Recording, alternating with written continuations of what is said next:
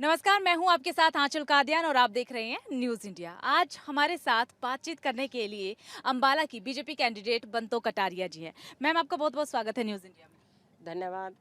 Ma'am देखिए, आज से पहले अब से पहले रतन कटारिया जी यहाँ पर 3 बार के सांसद रही हैं। बहुत अच्छे से उन्होंने अंबाला की जनता के लिए काम किया है। आप किचन में काम करती थी। किचन के बाद राजनीति में आना, कितनी चुनौती आपके सामने रही है? देखिए, किचन में काम करना हर महिला का एक सौभाग्य होता है। तो उस नाते किचन में काम करना अरे जिस दिन से मेरी शादी हुई 4 मई को 1984 को, उसी दिन से कटारिया जी मुझे राजनीति में भी ले आए। हमारी पहली ही मीटिंग थी पीपली में। रामशरण नाम के, हम लाडवे के रहने वाले हैं। रामशरण नाम के हमारे संघ के एक समूह सेवक थे, तो उसके घर रात को मीटिंग थी, तो वहाँ चले गए। उसके बाद कटारिया जी को दिल्ली जाना था और मेरा मायका घरौंडा, तो वो कहने लगे या तो लाडवा चले जाओ या फिर घरौंडा छोड़ दूंगा। मैंने कहा चलो मेरे को घरौंडा छोड़ दे, क्योंकि शादी के अगले दिन ही अगर कोई व्यक्ति ये कहे तो ससुराल भी उसके लिए नहीं लगती है। तो फिर वो मेरे को घरौंडा छोड़ के कटारिया जी दिल्ली चले गए। तो उस दिन के बाद लगातार ही भारतीय जनता पार्टी के काम में मैं लगी हुई। यानी कि घर में जब आपके शुभ कदम पड़े तभी किचन के साथ साथ आपने राजनीति के दांव पेच सीखने शुरू कर दिए। तो आपने क्या सीखा अब तक की जर्नी में? रतनलाल कटारिया जी से क्या सीखा आपने? राजनीति के दांव पेच बेहद ही ज्यादा पेचीदे होते हैं, उनसे क्या सीखा आपने? मैं भारतीय जनता पार्टी की मंडल से लेकर प्रदेश की उपाध्यक्ष हूँ। लगातार उपाध्यक्ष 4 बार रही। अरे इसलिए मुझे हर कार्यकर्ताओं से मिलना, हर कार्यकर्ताओं के काम करवाना, हर कार्यकर्ताओं के साथ संपर्क, शादी में हमें जाना, ये सारा काम कटारिया जी के बाद भी मैं करती थी, क्योंकि कटारिया जी तो लोकसभा में जाते थे, जब वो थे तो उनके साथ भी करते थे। अरे कटारिया जी का एक ही मकसद है कि लोगों की सेवा करना। जो कटारिया जी से सीखा राजनीति में, भाई लोगों की सेवा होनी चाहिए, निस्वार्थ भाव से होनी चाहिए। तो वो चीज़ सीख कर ही मैं राजनीति में आई। अरे हमारे देश के प्रधानमंत्री नरेंद्र मोदी जी ने अपने आप को प्रधान सेवक कहा है। हमारे मुख्यमंत्री मनोहर लाल जी ने भी अपने आप को राज्य का प्रधान मुखिया कहा, और उसने तो अपनी कुटिया का नाम भी संत कबीर दास कुटिया रख दिया। तो भारतीय जनता पार्टी तो सेवा के नाते ही राजनीति करती है।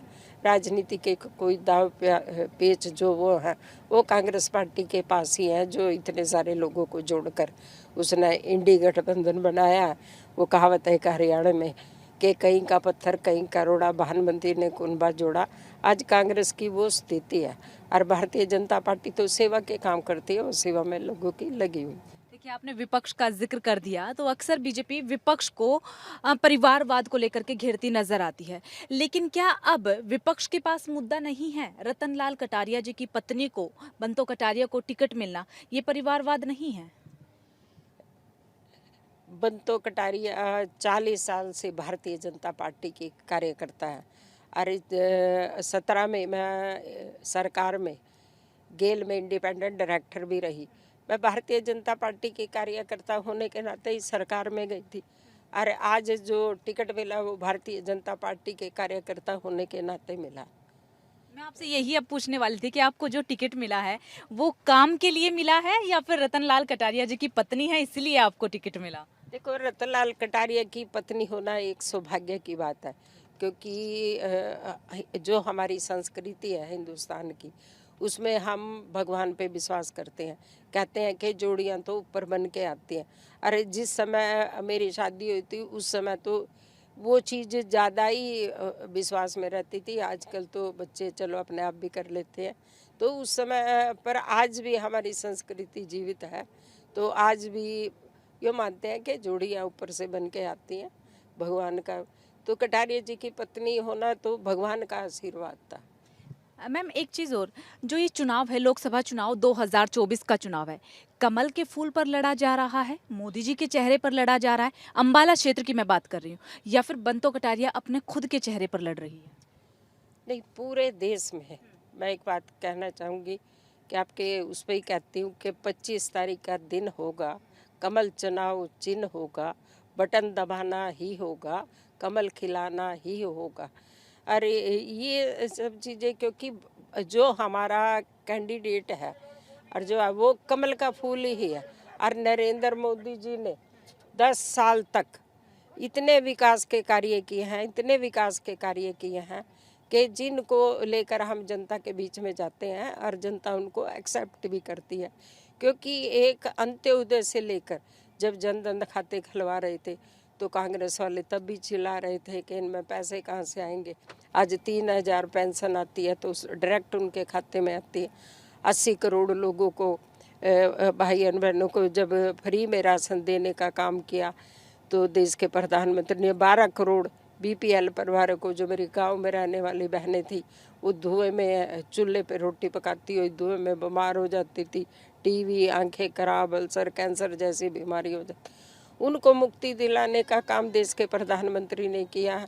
और अब आयुष्मान कार्ड, और अभी कहा है कि तीसरी बारी अगर मुझे देश का प्रधानमंत्री बनाते हो तो 70 वर्ष की जिसकी आयु होगी उसके लिए किसी भी समाज को, किसी भी वर्ग को, करोड़पति हो चाहे छोटा आदमी, उसकी 5 लाख की गारंटी देश के प्रधानमंत्री ने ली है। और वो अगर 1 साल में भगवान ना करे उसको कोई ऐसी बीमारी हो, उसके 5 लाख रुपये 1 साल में खर्च हो जाते तो अगले साल भी 5 लाख की गारंटी देश के प्रधानमंत्री नरेंद्र मोदी जी ने ली है। और देश के प्रधानमंत्री ने कहा कि तीसरी बार जो मेरे 140 करोड़ भाई और बहन है वो मुझे प्रधानमंत्री बनाते तो मैं इस भारत को विकसित राष्ट्र बनाने का जो संकल्प है तो वो देश के प्रधानमंत्री ने लिया। विकसित राष्ट्र कैसा होगा, जैसे अमेरिका है, हाँ, सब उसकी तरह। तो हम जो आज हमारे युवा दूसरे देश में जाते हैं, आने वाले समय में 47 के बाद हमारे देश में ही पासपोर्ट लेके बच्चे यहाँ अपना बिजनेस खड़ा करने के लिए आएंगे। ठीक है। तो मैम, आपका समय बहुत कीमती है इसलिए मैं पहले ही पूछ लेती हूँ। मेरे 3 सवाल और हैं। देखिए, सबसे पहले मैं सुबह से आपके साथ आपकी रैली में घूम रही हूँ। सुबह 7 बजे से ही आप कई जगह पर रैलियाँ करती हुई आई हैं, चुनाव प्रचार कर रही हैं। इतनी दौड़ भाग गर्मी में आप कर रही हैं, थकावट आपके चेहरे पर दिख रही है, लेकिन खुशी भी है कि आप अपनी अम्बाला की जनता के बीच पहुँच रही हैं। लेकिन आज सुबह से ही मैंने एक चीज़ नोटिस की, और इससे पहले भी जब मैं अपने ऑफिस में भी होती हूँ तो बीजेपी कार्यकर्ताओं को सुनती हूँ, बीजेपी नेताओं को सुनती हूँ, तो हर एक नेता चुनाव प्रचार करने के लिए जब पहुंचता है कहते हैं कि मोदी जी ने ये किया, देश के लिए मोदी जी ने ये किया, तमाम काम गिनवाते हैं। कभी ये सुनने को क्यों नहीं आता है कि यहाँ के सांसद ने ये किया? 10 साल में कटारिया जी यहाँ से 3 बार सांसद बने। पहली बारी 1999 में बने थे, हरियाणा प्रदेश के अध्यक्ष भी बने थे। तब स्वर्गीय अटल बिहारी वाजपेयी जी की सरकार थी। उस समय गांव में ना ही ग्रामीण विकास मंत्रालय था देश में, और गांव में कूपन दिए जाते थे गैस का कनेक्शन के लिए, टेलीफोन का कनेक्शन के लिए। 60 कूपन गैस के लिए दिए जाते थे, 40 उसको।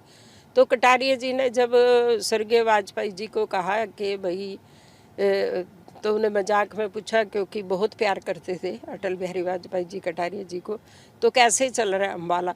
कह लगे कैसे क्या, 200 तो मेरे वर्कर हैं और आपने 60 कूपन दिए, क्या होता है?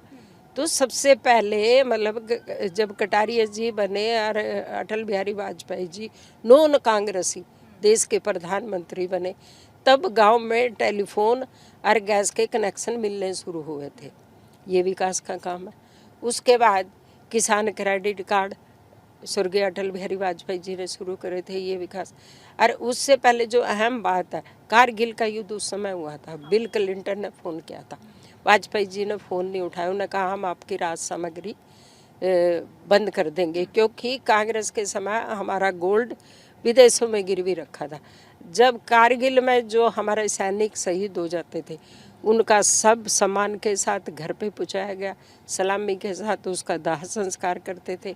5 लाख रुपए स्टेट, 5 लाख रुपए राज्य, 10 लाख रुपए उसको सम्मान के साथ उसके परिवार को देते थे। और भी ये सारी चीज़ें वाजपेयी जी के साथ। फिर 10 साल कांग्रेस की सरकार रही, आई बीच में 4 से जो घोटालों की ही सरकार रही, 2G 3G, कॉमनवेल्थ घोटाला, यूरिया घोटाला, कोयला घोटाला।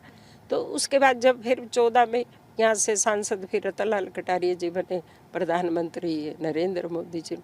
एक अंतिम व्यक्ति को पहली लाइन में कैसे लाया जाए, वो देश के प्रधानमंत्री ने नरेंद्र मोदी जी ने पूरे काम किए। कटारिया जी ने 10 साल में हमारे पंचकुला में आयुष की सबसे बड़ी यूनिवर्सिटी बनी है, जिसकी नींव देश के प्रधानमंत्री ने रखी और उसकी कुछ काम शुरू हो गए, कुछ बाकी हैं। और एक निफ्ट पंचकुला में समृति ईरानी जी हमारी जब कपड़ा मिनिस्टर थी, वो उसका उद्घाटन करने आई थी, नींव रखने आई थी, और उसका उद्घाटन हमारे पीयूष गोयल जी ने कर। पीयूष गोयल जी ने कहा कि 17 राज्य हैं जिसमें निफ्ट है, उसमें से एक अम्बाला है। तो ये कटारिया जी के समय में हुआ। अम्बाला में अटल कैंसर हॉस्पिटल बना, वो कटारिया जी के समय में। हमारे उस समय जो राष्ट्रीय अध्यक्ष नड्डा जी, वो हेल्थ मिनिस्टर थे, तो उनसे कटारिया जी लेके आए थे। और जब राष्ट्रीय अध्यक्ष बने कटारिया जी थे, तो 2022 में उसका उद्घाटन किया। तो जमुनानगर में पासपोर्ट ऑफिस नहीं था, सब चंडीगढ़ जाते थे, तो पासपोर्ट ऑफिस बनवाने का काम किया। केंद्रीय विद्यालय बिलासपुर में कटारिया जी लेकर आए। ये सड़क जिस पे आप देख रहे हो, हाँ, ये सड़कों का जाल ये बन गया। आगे एक मिलेगी साहस से काले आम जाते हो, और फिर उस उधर से देहरादून जाते हो। ये विकास आपने सबने दिखते हैं। ये हमारी डबल इंजन की सरकार ने किया। अरे हरियाणा प्रदेश कांग्रेस के समय में बेटियों की संख्या सबसे कम थी, 1000 के पीछे 833 बेटी थी। तो देश के प्रधानमंत्री ने ही पानीपत आकर बेटी बचाओ बेटी पढ़ाओ शुरुआत की थी। अरे हमारी डबल इंजन की सरकार ने पहली बारी जब कोविड जैसी बीमारी आई, 5 लाख टैबलेट बच्चों को पढ़ने के लिए दिए, तो हरियाणा उसमें पहला राज्य है। देखिए, आपने बेटी बचाओ बेटी पढ़ाओ का जिक्र किया है। सवाल मेरा कुछ और था, लेकिन बेटी बचाओ बेटी पढ़ाओ से मेरे जहन में एक सवाल आया। बीजेपी की तरफ से मात्र एक महिला आप है जिन्हें टिकट दिया गया है। आपको नहीं लगता एक महिला होने के नाते भी, और जिस तरीके से महिला सशक्तिकरण के लिए बीजेपी बुलंद होकर के आवाज उठाती है, तो 1-2 और कैंडिडेट महिला की होनी चाहिए थी बीजेपी की तरफ से? देखो, चुनाव लड़ना और जनता की भावना को समझना, उस सारी चीज़ों को देखकर कैंडिडेट उतारे जाते हैं। बहुत सारी कंपनियां, बहुत सारे विजन होते हैं। जब सर्वे होता है तो वो हमारी जो केंद्र की टीम है वो तय करती है उन्होंने क्या वो करवाया, क्या देखा। क्योंकि ये मेरा विषय नहीं है, ये हमारा केंद्र का पार्लियामेंट्री बोर्ड है, तो वो तय करता है उन्होंने किस उससे कराई है, तो वही बता सकते। ये बात आपने बिल्कुल सही कही है। बीजेपी की एक खासियत भी है कि जब भी किसी को टिकट देना हो, या फिर किसी भी नेता को, छोटे से छोटे कार्यकर्ता को भी जिम्मेदारी देनी हो, तो उसका पूरा रिपोर्ट कार्ड पहले तैयार होता है। मैम, एक चीज़ और, आपसे बातचीत करने से पहले मैं अम्बाला में घूमी, हरियाणा रोडवेज की बसों में घूमी, रेलवे ट्रैक पर भी गई, बाजार में भी गई, लोगों से बातचीत की ताकि ये जान सकूँ कि वहाँ की बुनियादी समस्याएं क्या हैं। तो लोग यहाँ पर बेहद खुश है रतनलाल कटारिया जी से। उनका कहना है कि जिस तरीके से रतनलाल कटारिया जी ने हमारी आवाज़ उठाई है, संसद में जब बोलते थे तो सब सुनते थे कि अब क्या बोलने वाले हैं, उनकी हर एक चीज़ को, उनके हर एक भाषण को ध्यान से सुनते थे, संसद में भी और बाहर भी जनता भी। क्या बंतो कटारिया भी उसी बुलंद आवाज़ में अम्बाला की समस्या को उठाएगी? साथ ही ये भी कि यमुनानगर से चंडीगढ़ तक का एक रेलवे लाइन बननी थी, इसका जिक्र हर चुनाव में होता है, लेकिन चुनाव के बाद वो जिक्र जो है वो ठंडा सा पड़ जाता है। रतनलाल कटारिया ने कम से कम 25 बार क्वेश्चन उठाए होंगे रेलवे लाइन को लेकर, क्योंकि रेलवे लाइन एक प्रोजेक्ट बहुत बड़ा, जिसमें केंद्र और राज्य सरकार दोनों का समावेश चाहिए। उसमें उसकी फिजिबिलिटी भी चेक की जाती है। अरे उसके बाद फिर कुछ पैसे स्टेट को जमा कराने पड़ते हैं, कुछ सेंटर को जमा कराने पड़ते हैं। अरे फिर उसका देखा जाता है कि भाई जो हम रेलवे लाइन बना रहे हैं उसके लिए वो सारी चीज़ें हैं क्या, इतने पैसेंजर है क्या, इतने बिजनेस है क्या, इतना वो है क्या। उस सारी चीज़ों को लेके अगर कहीं आवश्यकता पड़ी तो तब रेलवे लाइन बनती है। सड़क तो हम कहीं से भी निकाल सकते हैं, घर है तो खाली, अगर गांव में भी किसी का घर है खेत में तो सड़क हम वहाँ से निकाल।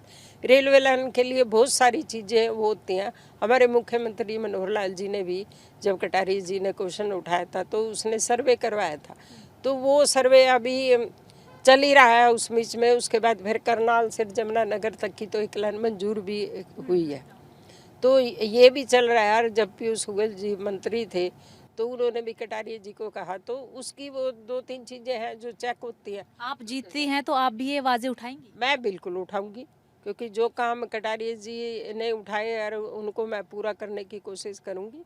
ये मेरा अम्बाला की जनता से एक संकल्प भी है और एक मेरी अपनी गारंटी भी है अम्बाला के लोगों के प्रति। ठीक है। कांग्रेस की तरफ से प्रत्याशी उतारे गए हैं वरुण चौधरी, कितनी बड़ी चुनौती समझते हैं?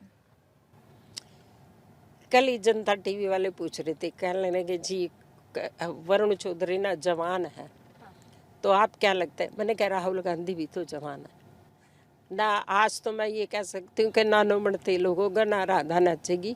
देश की 140 करोड़ जनता नरेंद्र मोदी जी को प्यार करती है, नरेंद्र मोदी जी को चाहती है तीसरी बारी देश का प्रधानमंत्री बने।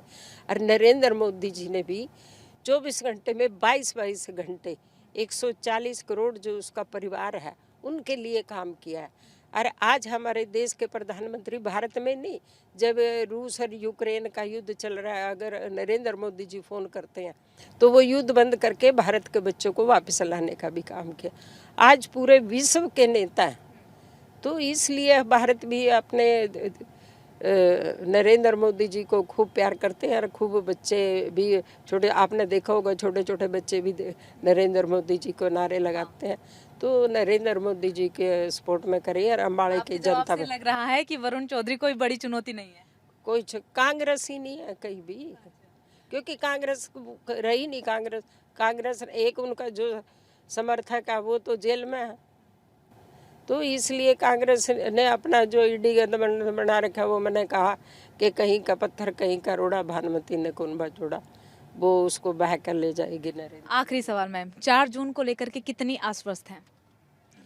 ये तो अम्बाले की जनता तय करेगी, क्योंकि हम तो अम्बाले की जनता के पास जाकर वोट मांग रहे हैं। जो कटारिया जी ने काम किए, जो नरेंद्र मोदी जी ने 10 साल से काम किए और देश के लिए काम किया, हर व्यक्ति तक पहुंचने की हमारी कोशिश है। और भारतीय जनता पार्टी का हर पन्ना प्रमुख, एक जिला अध्यक्ष से लेकर प्रदेश अध्यक्ष, मंडल अध्यक्ष, शक्ति केंद्र प्रमुख, पन्ना प्रमुख, हर डोर टू डोर जाकर भारतीय जनता पार्टी के काम की उपलब्धियाँ और वो सारी। अभी जो 22 जनवरी को अयोध्या में रामलला की प्राण प्रतिष्ठा की थी और उसमें महर्षि वाल्मीकि के नाम वहाँ एयरपोर्ट का रखा था, उसके लिए आज वाल्मीकि भी उसने खुश है। और जो ये कांग्रेस वाले झूठ बोल रहे हैं कि ये आएंगे तो आरक्षण ख़त्म कर देंगे, मैं एक बात आपके चैनल के माध्यम से कहना चाहूँगी कि जो एक इंसान जिसको अपने आप को प्रधान सेवक कहता है, उसने सामान्य वर्ग को भी 10% आरक्षण देने का काम किया नरेंद्र मोदी जी ने, तो SC/BC का कैसे ख़त्म कर देगा? ये मेरी तरफ से लोगों को एक आश्वासन है कि वही संविधान को कोई चेंज नहीं कर सकता। चलिए मैम, बहुत बहुत शुक्रिया आपका अपना कीमती समय हमें देने के लिए। तो हमारे साथ थी अम्बाला से बीजेपी कैंडिडेट बंतो कटारिया, जिन्होंने अपनी बातें रखी और साफ तौर पर कहा है कि कांग्रेस तो कोई चुनौती ही नहीं है, न केवल अम्बाला में बल्कि देश भर में ही कोई चुनौती नहीं है। वीडियो जर्नलिस्ट भूषण के साथ मैं आंचल कादियान, न्यूज़ इंडिया के लिए।